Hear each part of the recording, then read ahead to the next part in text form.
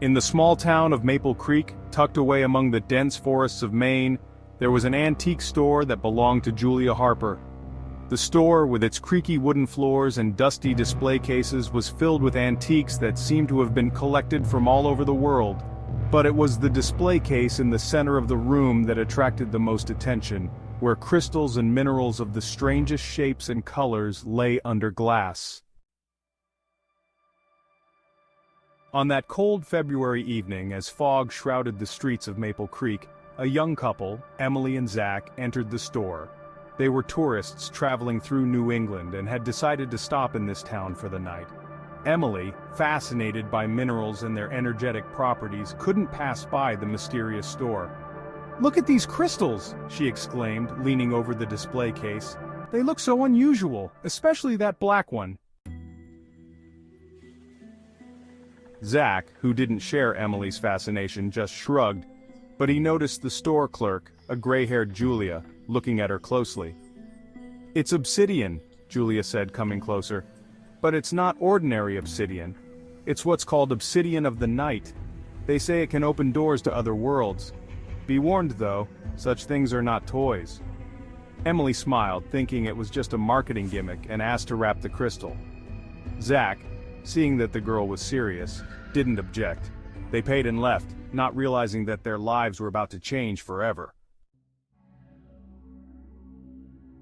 That night, Emily spent a long time twirling the obsidian in her hands, watching the light of the lamp refract on its smooth surface. But the longer she stared at the crystal, the more she felt strangely uneasy. It seemed as if something was moving within it, as if the shadows within the stone were coming to life. "Do you see it too?" With a tremor in her voice, she asked Zach. "Seeing what? It's just a rock, Em," he replied, yawning tiredly. "You're too impressionable." Emily didn't argue but hid the crystal under her pillow. In the night, however, she was awakened by a strange whisper. It sounded muffled, as if it came from far away, but the words were distinct. "Come. Come to us." She jumped out of bed, her heart pounding frantically. Zach was sleeping peacefully and the room was dark, but when she turned to the night table, she saw the crystal glimmering with a faint, ominous light. The next morning, Emily told Zach about the whispering and the light, but he dismissed it as just her imagination. The day was strange though. Everywhere they went, Emily felt like someone was watching them. The shadows outside seemed thicker than usual and the air seemed cold despite the sunny weather. Toward evening, Zach offered to return the crystal to the store, but when they approached the antique store, they found it closed. A sign on the door said, "Closed. Don't come back." "This isn't funny anymore," Zach said. "Let's get out of here." But Emily couldn't leave. She was drawn to the crystal, as if an invisible force held her close to it. She took it, and offered to go back to the hotel. During the night, Zach disappeared. When Emily woke up, he wasn't in his room. His clothes, phone, and keys were still there, but Zach himself was nowhere to be found. She looked all over the hotel for him, called the police, but no one saw him leave. The only thing she noticed was that the crystal glowed even brighter, and the whispering got louder. Emily went back into the store despite the sign on the door. No one answered her knock, but the door suddenly opened on its own. Inside the store, the lights were off, but the crystal display case glimmered with a faint purple light.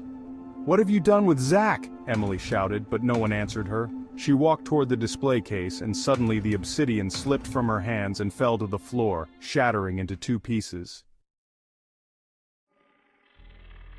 Inside the crystal was a black liquid that began to spill onto the floor. A thick fog began to rise from it, and then figures appeared. Shadows, elongated, human-like, but with empty eyes and long claws. "You have come," they said in unison. "You are one of us now." Emily tried to run away, but the shadows surrounded her, and at that moment Julia appeared in front of her. Her face was calm, but her eyes burned with a strange light. "I warned you, girl," she said. "This crystal belongs to them. It opens the door to their world. Now you'll have to stay here." The last thing Emily heard was Zach's voice calling to her from the darkness. She reached out to him, but the shadows pulled her into the liquid. Julia's store reopened a week later. A new crystal appeared in the window, shining with a faint light. It was black, with deep veins that looked like shadows moving inside. Julia placed a sign with a smile, "Obsidian of the night, for the brave only." Since then, tourists often disappeared into Maple Creek, leaving behind only faint whispers coming from the depths of the forest.